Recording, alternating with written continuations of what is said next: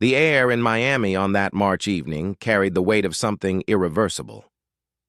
Inside the Dinner Key Auditorium, 17,000 bodies pressed against each other in the humid darkness, their heat rising like steam from the concrete floor. The smell was unmistakable, sweat mixed with patchouli oil, cigarette smoke curling into the rafters, spilled beer pooling in the aisles. Outside, police cruisers lined the streets, their red and blue lights painting the palm trees in alternating waves of warning. America in 1968 was a powder keg, and Jim Morrison was about to strike the match. The stage lights cut through the haze like searchlights, illuminating dust particles that danced in the beams. Somewhere in the wings, amplifiers hummed with anticipation, their low-frequency drone vibrating through the floorboards. This was not just another concert. This was a reckoning. The year 1968 had already torn the nation apart. Martin Luther King Jr. gunned down in Memphis, Bobby Kennedy bleeding. Out on a kitchen floor in Los Angeles, riots consuming cities from coast to coast. And now, in this sweltering auditorium on the edge of the Atlantic, a young poet from Venice Beach was about to push America past its breaking point. The crowd could sense it. They always could. There was an electricity in the air that had nothing to do with the stage equipment, a collective understanding that tonight would be different. Tonight would be remembered. Morrison had arrived late, hours past the scheduled start time, his leather pants sticking to his skin in the oppressive heat. Reports suggest he had been drinking since the afternoon, wandering the streets of Miami with a bottle tucked under his arm, his mind somewhere between poetry and prophecy. Those who saw him in those hours described a man wrestling with something larger than himself, not just the weight of fame or the burden of expectation, but the very soul of a generation that had lost its way. He had become, whether by choice or circumstance, the voice of America's shadow self, the dark priest of a cultural revolution that was eating its own children. The Doors had exploded onto the scene just 2 years earlier, their sound unlike anything the airwaves had ever carried. Ray Manzarek's hypnotic keyboard lines conjured images of ancient rituals and desert mirages. Robbie Krieger's guitar work was simultaneously delicate and dangerous, capable of whispering Spanish melodies one moment and erupting into feedback-drenched chaos the next. John Densmore's drums pulsed with the rhythm of a heart beating too fast, too hard, as if always on the verge of cardiac arrest. And then there was Morrison, the Lizard King himself, whose baritone voice could seduce and threaten in the same breath, whose lyrics spoke of breaking on through to the other side, of drowning in apocalyptic fires, of riding the snake to the ancient lake. By March 1969, they had released 4 albums, each one pushing further into unexplored territory, each one selling millions of copies to a youth culture hungry for something real, something dangerous, something that reflected the chaos they saw in the streets and felt in their bones. But 1968 was the year everything changed. The year the music became more than just music. The year the performance became more than just performance. It was the year Morrison transformed from rock star into cultural lightning rod, from entertainer into existential threat. Before we continue this journey into that pivotal year, be part of our channel. Subscribe and turn on the notification bell so you don't miss any incredible story we've prepared for you. And tell us in the comments where you're watching from. We love to see how far our stories travel. The year began with the Tet Offensive, the moment when America's television screens filled with images of a war that was supposed to be winding down, but was instead spiraling into a nightmare of napalm and body bags. Young men Morrison's age were being shipped to Vietnamese jungles to die for reasons no one could adequately explain. The draft loomed over every conversation, every decision, every dream. To be young and male in 1968 was to live with the constant knowledge that your life could be interrupted at any moment by a letter from the Selective Service, that your future could be reduced to a lottery number, that your body could become government property shipped home in a flag-draped box. Morrison had avoided the draft through a combination of luck and strategy, though accounts vary on the specifics. Some say he failed the psychological evaluation on purpose, playing the madman convincingly enough to be declared unfit for service. Others claim he was simply too famous by then, too visible, too valuable to the music industry to be thrown into the meat grinder. Whatever the truth, he carried a survivor's guilt, a sense that while others died in rice paddies, he was playing rock and roll in air-conditioned arenas, drinking expensive wine and sleeping with beautiful women who threw themselves at him after every show. The guilt manifested in strange ways. During performances that year, he would sometimes stop mid-song and deliver rambling monologues about death, about America's bloodlust, about the price of comfort purchased with other people's suffering. In San Francisco, he told the crowd they were all complicit, that their silence made them murderers. In Chicago, he screamed that the pigs were coming for everyone, that fascism was already here, that the revolution would not be televised because it would be too bloody for prime time. The other members of the Doors watched with a mixture of pride and terror as their frontman became increasingly unpredictable. Manzarek, ever the intellectual, tried to rationalize Morrison's behavior as performance art, as a necessary provocation in an era of comfortable numbness. Krieger, more reserved, worried about the music getting lost in the spectacle, about their carefully crafted songs being overshadowed by Morrison's increasingly erratic stage presence. Densmore, the most politically conscious of the group, understood what Morrison was attempting, but feared the consequences, sensed that they were playing with forces that could destroy them all. The music industry, for its part, didn't know what to make of it. Elektra Records, their label, wanted hits. They wanted Light My Fire played at sock hops and graduation parties. They wanted clean cut, boys with guitars, not a leather-clad shaman who seemed intent on tearing down every wall of decency and propriety. But Morrison wasn't interested in playing it safe, not in 1968, not when the world was burning. In April, Martin Luther King was assassinated, and cities erupted in flames. Morrison watched the news coverage from a hotel room somewhere in the Midwest, the television showing block after block of burning buildings, National Guard troops occupying American streets like an invading army, looters carrying televisions and furniture through shattered storefronts. He saw the rage, the grief, the decades of oppression finally exploding into a violence that white America could no longer ignore. And he understood, perhaps more clearly than he ever had before, that art without risk was just entertainment, that poetry without danger was just decoration, that music that didn't challenge the audience was just wallpaper for their comfortable lives. The Doors' music had always flirted with darkness. But now Morrison wanted to drag the audience into the abyss with him, wanted them to feel the terror and exhilaration of standing at the edge. In May, he pushed even harder. During a concert in Chicago, he confronted the police presence in the venue, calling them out by name, taunting them, daring them to arrest him. The cops stood stone-faced at the sides of the stage, their hands resting on their nightsticks, their eyes hidden behind mirrored sunglasses. The crowd loved it, feeding off the tension, chanting along when Morrison improvised lyrics about police brutality and government oppression. But backstage, promoters were panicking.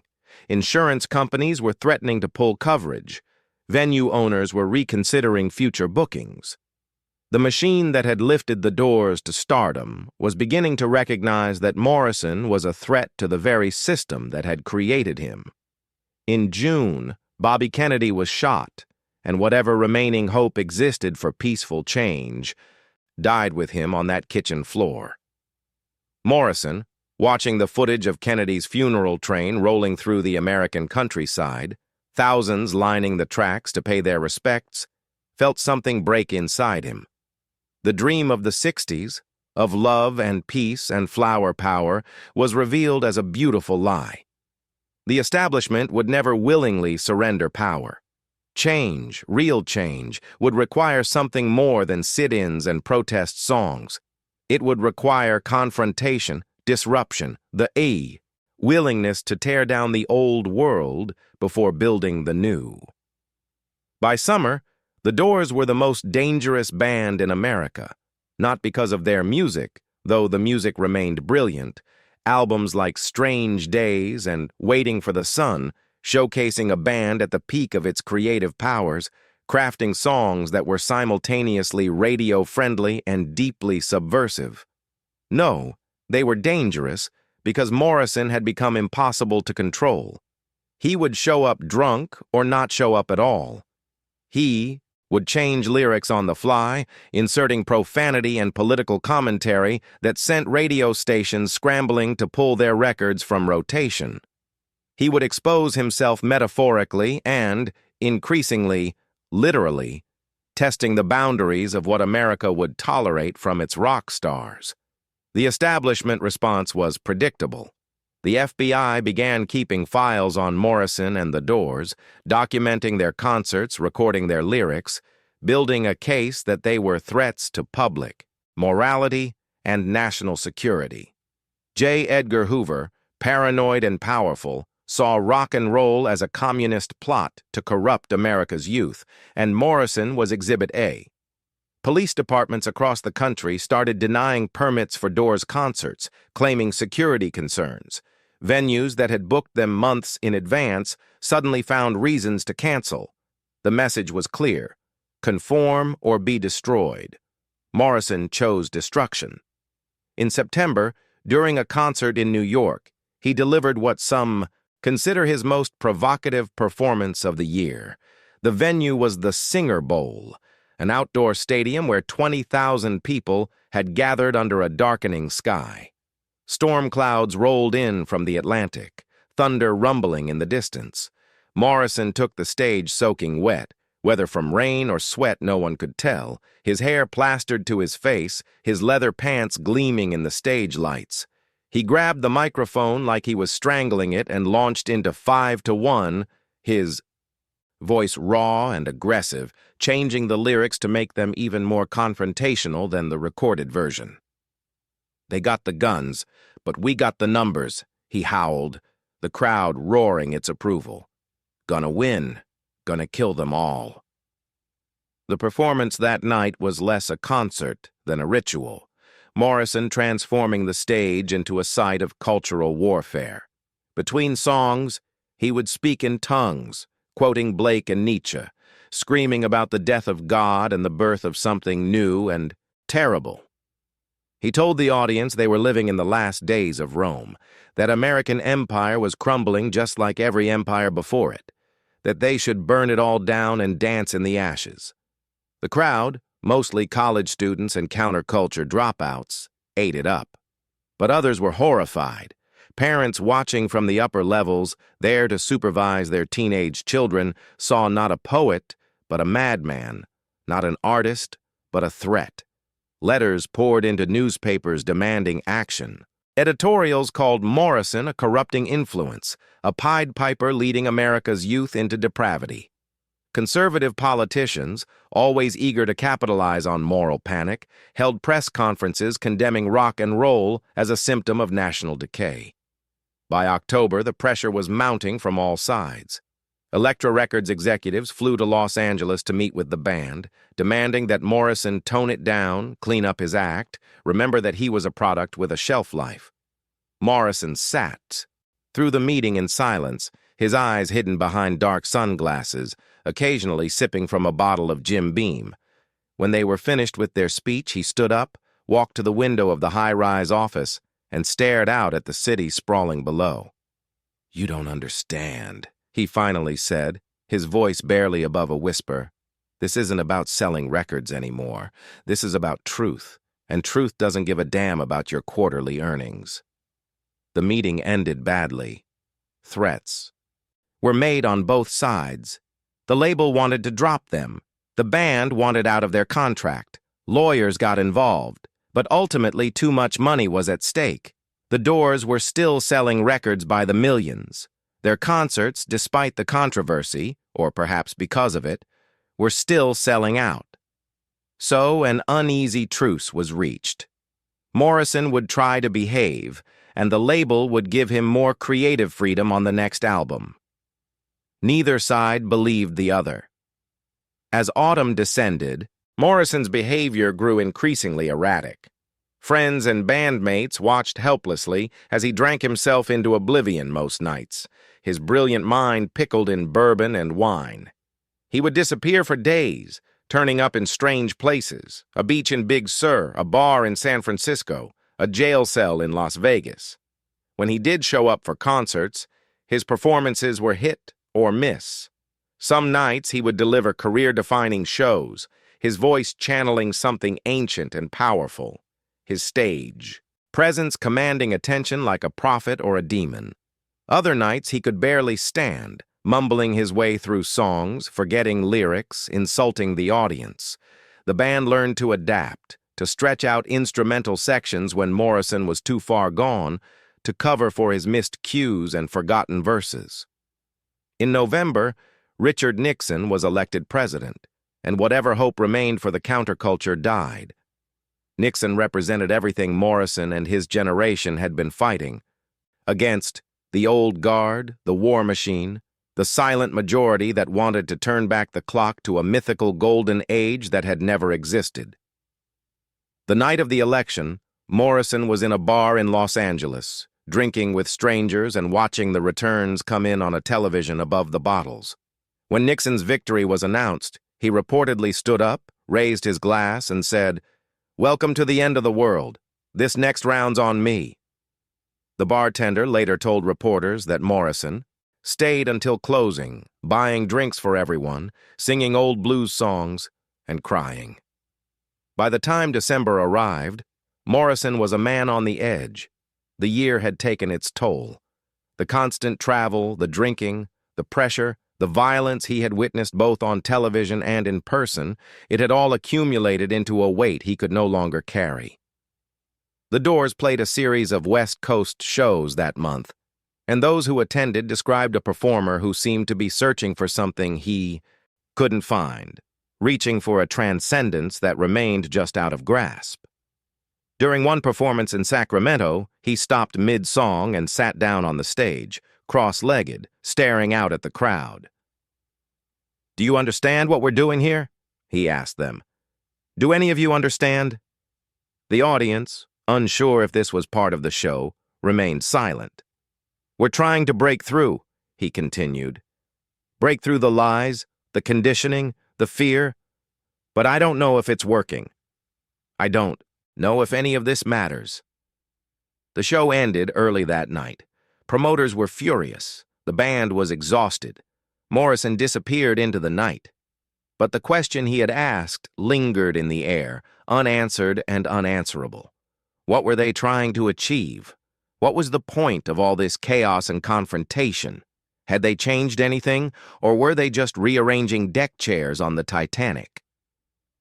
As 1968 drew to a close, Morrison found himself in a hotel room overlooking Sunset Boulevard, the city lights stretching out to the horizon like a carpet of fallen stars.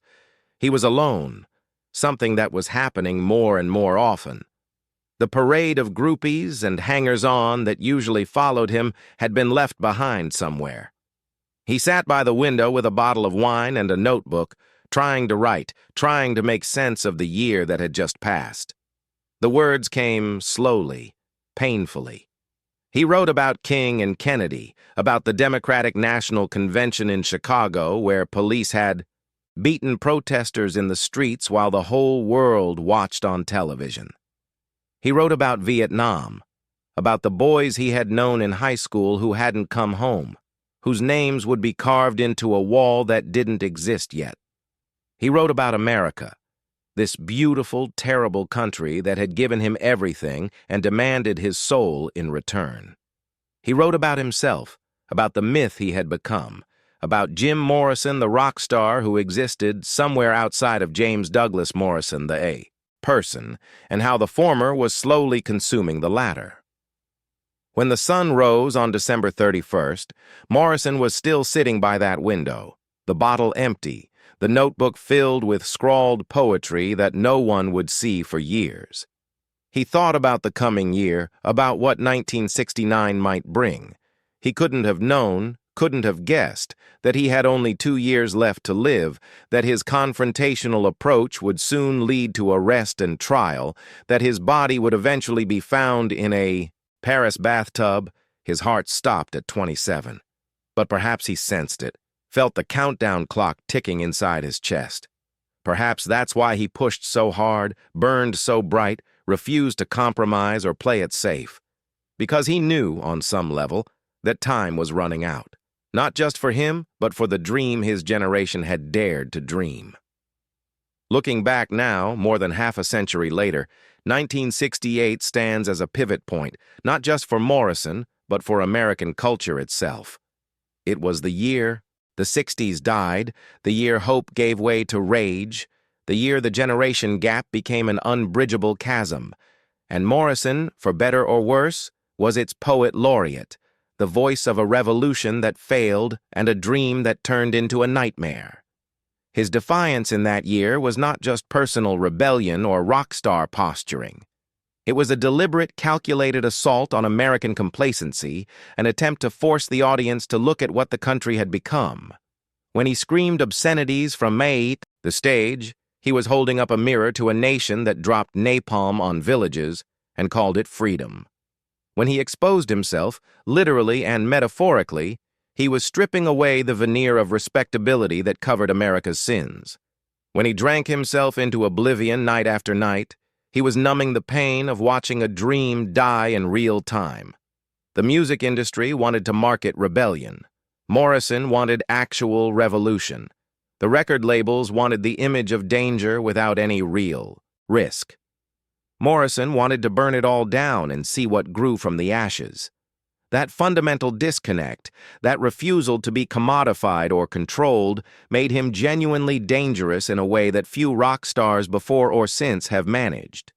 The establishment recognized this, which is why they came for him so hard, why they eventually prosecuted him for obscenity, why they tried to make an example out of him. They understood, perhaps better than Morrison himself, that he represented something that could not be allowed to flourish unchecked.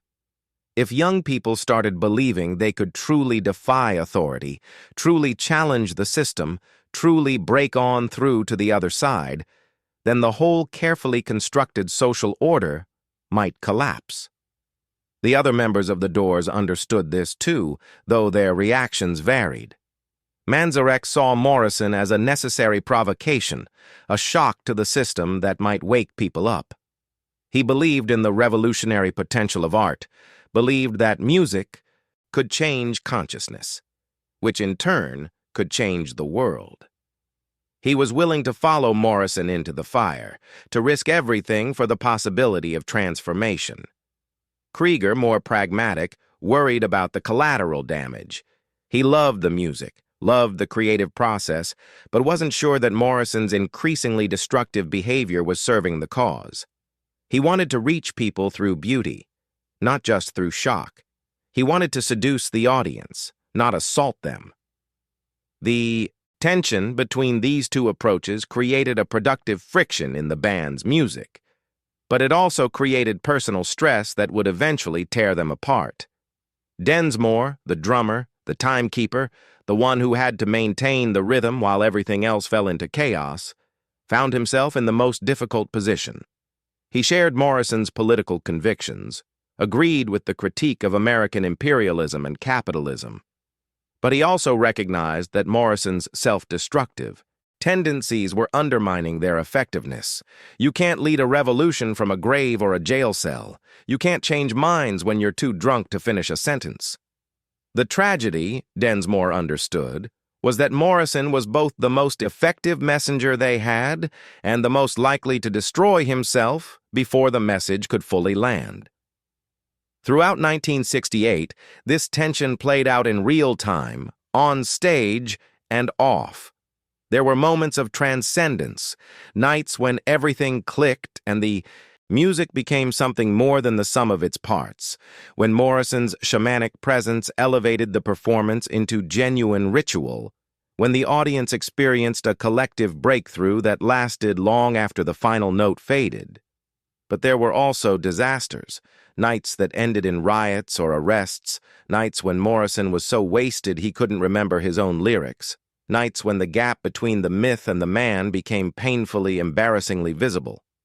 The press loved it all, of course. Controversy sold newspapers. Scandal moved magazines off newsstands. The more Morrison misbehaved, the more attention he received. And the more attention he received, the harder it became to separate Jim Morrison, the artist, from Jim Morrison, the celebrity train wreck. He hated this, railed against it in interviews, insisted that people focus on the music and the message rather than his personal life. But he also fed it, played into it, understood that in the media age, notoriety could be as valuable as talent. He was trapped in a paradox of his own creation, needing the spotlight to spread his message, but burned by its intensity. By the end of 1968, Morrison was exhausted. The year had aged him in ways that went beyond the calendar. His face, once boyishly handsome, had taken on harder edges. His body, never particularly athletic, had softened from too much alcohol and too little exercise. His voice, that magnificent instrument that could conjure both angels and demons, was starting to show signs of wear, the cigarettes and screaming taking their toll.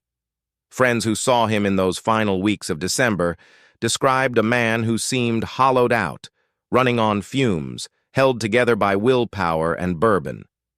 Yet even in this diminished state, there were flashes of the old brilliance.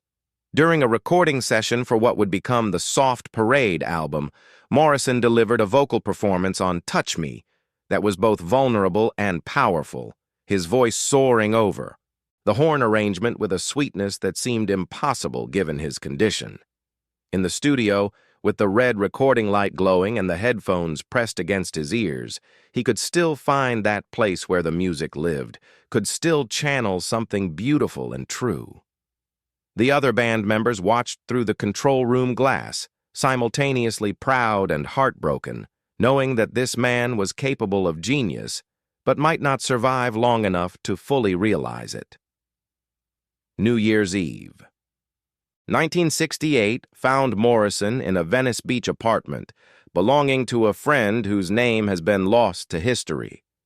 Accounts suggest there was a small party, nothing elaborate, just a handful of people drinking wine and smoking marijuana, listening to records and talking about the year that had passed and the one about to begin. Morrison was quiet that night, uncharacteristically so. He sat in a corner with his ever-present notebook, occasionally jotting down lines, occasionally looking up to contribute to the conversation, but mostly staying inside his own head. As midnight approached, someone suggested they go down to the beach to watch the ocean, to start the new year with something pure and elemental. The group bundled up. It was cold for Los Angeles, the temperature in the low 50s, and walked the few blocks to the sand. The beach was nearly deserted, just a few other small groups scattered along the shoreline. The Pacific stretched out before them, black and infinite under a moonless sky, the waves crashing with a rhythm that had existed long before humans invented calendars and would continue long after. Morrison walked to the water's edge, let the foam wash over his boots. He stood there for a long time, staring out at the horizon, at the place where the ocean met the sky in a line so perfect it seemed drawn by God or mathematics or whatever force shaped the universe. When midnight came, the others cheered and embraced, popped a bottle of champagne, toasted to the new year. Morrison remained at the water's edge, unmoving. Someone called to him, asked if he was okay. He turned back toward the group, backlit by the distant streetlights, his features lost in shadow. "It's just another day," he said. "Just another turn of the wheel. Nothing changes but the date." Then he smiled, that enigmatic smile that could mean anything or nothing, and walked back to join them. They shared the champagne, passing the bottle around, drinking straight from it like they were college. Kids instead of successful rock stars in their mid-20s. Someone started singing Auld Lang Syne, and the others joined in, their voices small against the sound of the waves. Morrison sang too, his voice carrying over the others, adding harmonies that weren't in the original melody, making something new from something old. And for a moment, just a brief moment, everything felt possible again. For a moment, the weight lifted, the darkness receded, and they were just young people on a beach. On New Year's Eve, their whole lives ahead of them, the future unwritten and full of potential. But moments pass. The cold drove them back to the apartment. The party broke up. People drifted away.